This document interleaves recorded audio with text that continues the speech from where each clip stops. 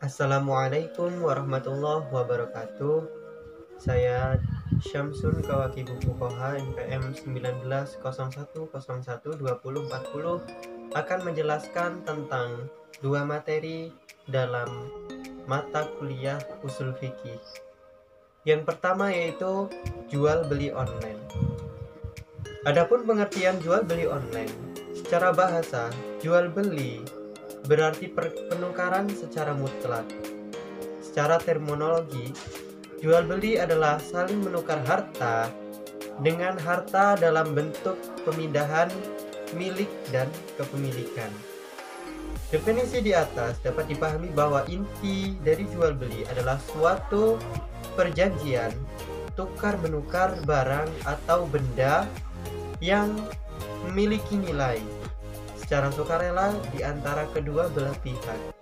Secara satu pihak menerima benda dan pihak lainnya menerima uang sebagai kompensasi barang sesuai dengan perjanjian dan ketentuan yang telah dibenarkan syara dan disepakati.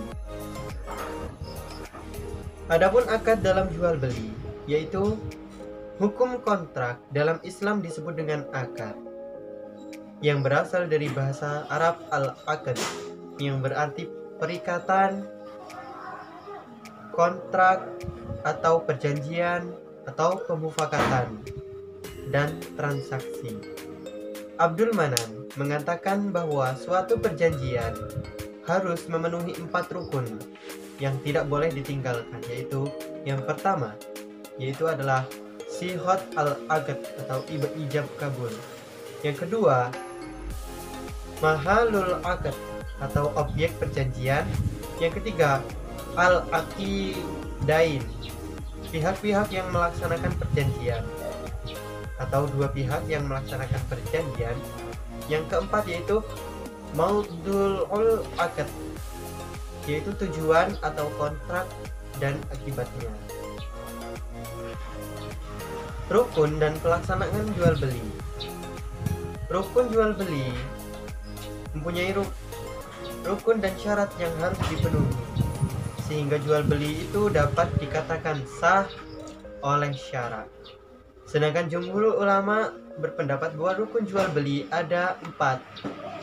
Yang pertama yaitu orang yang berakad atau al-muta'aqidain, penjual dan pembeli.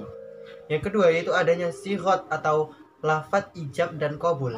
Yang ketiga yaitu maqud alaih atau barang yang dibeli. Yang keempat yaitu nilai tukar pengganti barang. Selanjutnya yaitu larangan dalam jual beli.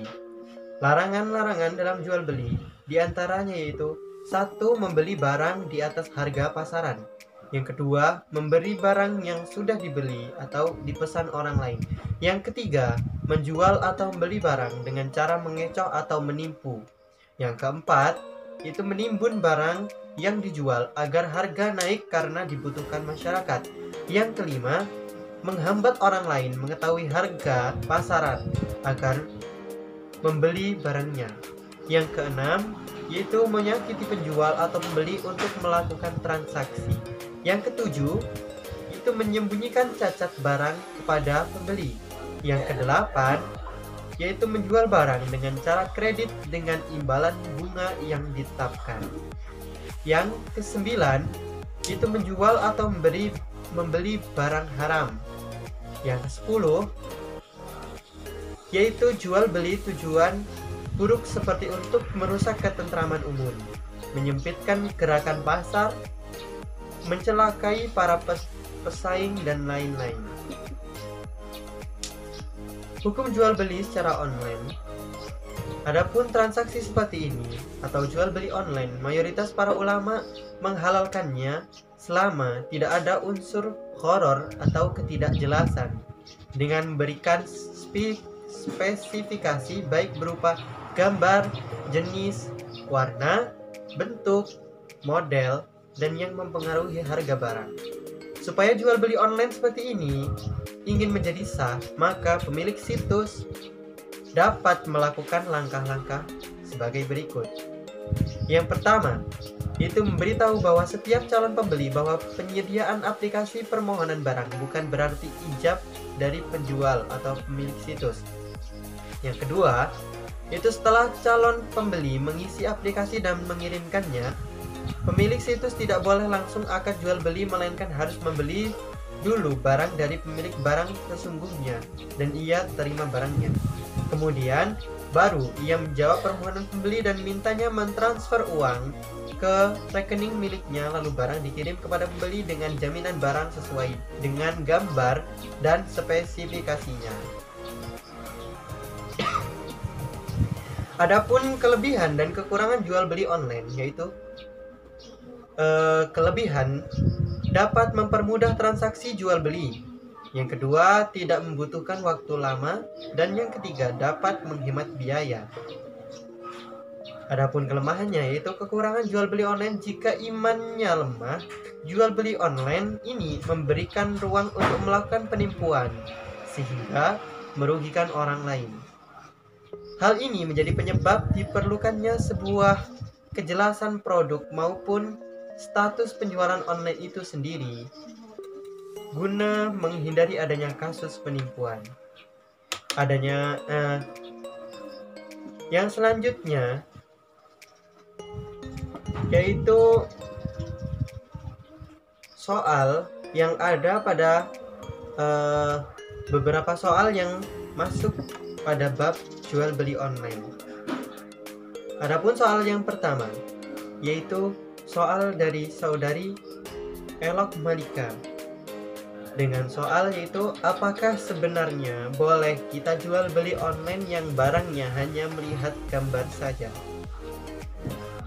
Untuk menjawab pertanyaan tersebut, itu saya menjawab itu rukun jual beli dalam Islam, lebih tepatnya rumusan jumhur ulama antara lain yaitu satu, adanya penjual dan pembeli. Yang kedua, adanya akad atau sighah resmi berupa ijab wal qabul. Yang ketiga, yaitu ada barang yang akan dibeli. Dan yang keempat, ada nilai tukar pengganti barang.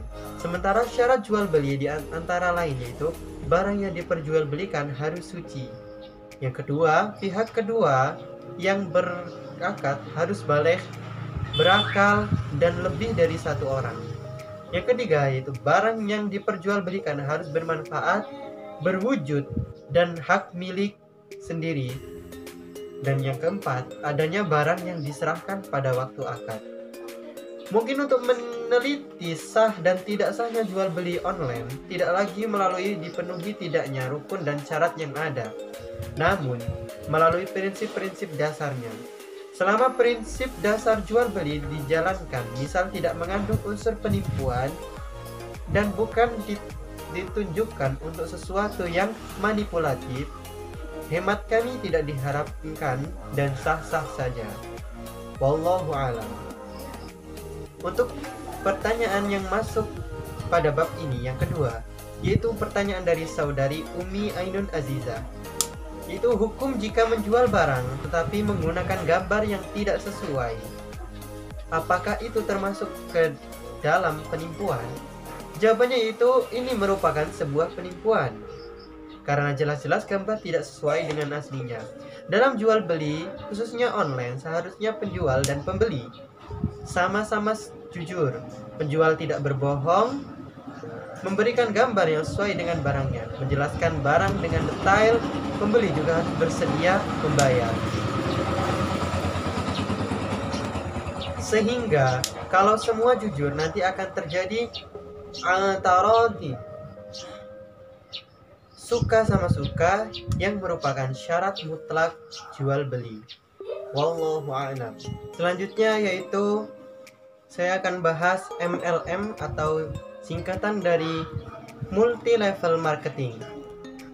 Adapun multi level marketing secara etimologi, multi level marketing berasal dari bahasa Inggris, yaitu multi berarti banyak, sedangkan level berarti jenjang atau tingkat. Pengertian multi level marketing atau disingkat MLM adalah sebuah sistem pemasaran modern melalui jaringan distribusi yang dibangun secara permanen dengan memposisikan pelanggan perusahaan sekaligus sebagai tenaga pemasaran. Dengan kata lain, dapat dikemukakan bahwa MLM adalah pemasaran berjenjang melalui jaringan distributor yang dibangun dengan menjadikan konsumen sebagai tenaga pemasaran. Pandangan Islam tentang multi level marketing. Adapun hukum dari MLM ditentukan oleh bentuk muamalatnya. Jika muamalat yang terkandung di dalamnya adalah muamalat yang tidak bertentangan dengan syariat Islam, maka absalah MLM tersebut. Namun, jika muamalatnya bertentangan dengan syariat Islam, maka haramlah MLM tersebut. Dalam MLM ada unsur jasa.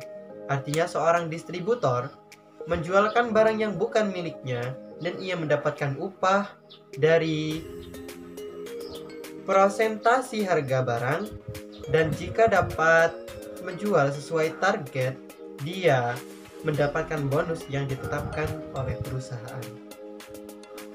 Dampak positif dan negatif bisnis multi level marketing. MLM dinilai sebagai metode pemasaran yang lebih efisien dan efektif pada tingkat retail atau penjualan eceran karena besarnya dan luasnya gerakan individu yang melancarkan program marketing ini dibandingkan sistem pemasaran biasa. Obsesi yang berlebihan untuk mencapai target penjualan tertentu karena terpacu oleh sistem ini. Suasana ini tidak kondusif yang kadang mengarah pada pola hidup hedonis ketika mengadakan acara rapat dan pertemuan bisnis. Banyak yang keluar dari tugas dan pekerjaan tetapnya karena terobsesi akan mendapat harta yang banyak dalam waktu singkat. Itulah dampak positif dan dampak negatifnya. Mungkin itu saja yang dapat saya jelaskan dalam materi MLM tersebut. Berikut ini adalah 2 pertanyaan yang masuk pada bab MLM tersebut. Adapun pertanyaan yang pertama, yaitu dari Saudari Elok Malika. Sebutkan contoh perdagangan MLM yang dibolehkan dan yang tidak diperbolehkan menurut ajaran Islam. Pada dasarnya, hukum MLM ditentukan oleh bentuk muamalatnya. Muamalat yang terkandung di dalamnya adalah muamalat yang tidak bertentangan dengan syariat Islam. Maka absalah MLM tersebut. Namun, jika muamalatnya bertentangan dengan syariat Islam, maka haramlah MLM tersebut. Jadi, contohnya itu model agen-agen seperti distributor yang penting sesuai prinsip Islam. Adapun bisnis yang sesuai prinsip Islam yaitu harus terbebas dari unsur doror atau bahaya, jahalah atau ketidakjelasan, dan zulum atau merugikan atau tidak adil terhadap salah satu pihak. Adapun pertanyaan yang kedua yaitu pertanyaan dari Saudari Miftahih Jannah. Mengapa MLM dinilai sebagai metode pemasaran yang lebih efisien dan efektif pada tingkat retail atau penjualan eceran? Adapun jawabannya yaitu multi level marketing dinilai sebagai metode pemasaran yang lebih efisien dan efektif pada tingkat retail penjualan eceran karena besar dan luasnya gerakan individu-individu yang melancarkan program marketing ini dibandingkan sistem pemasaran konvensional. Mungkin itu saja yang dapat saya sampaikan. Apabila ada kesalahan saya mohon maaf, dan kepada Allah saya mohon maghfirah. Sekian dari saya. Wassalamualaikum warahmatullahi wabarakatuh.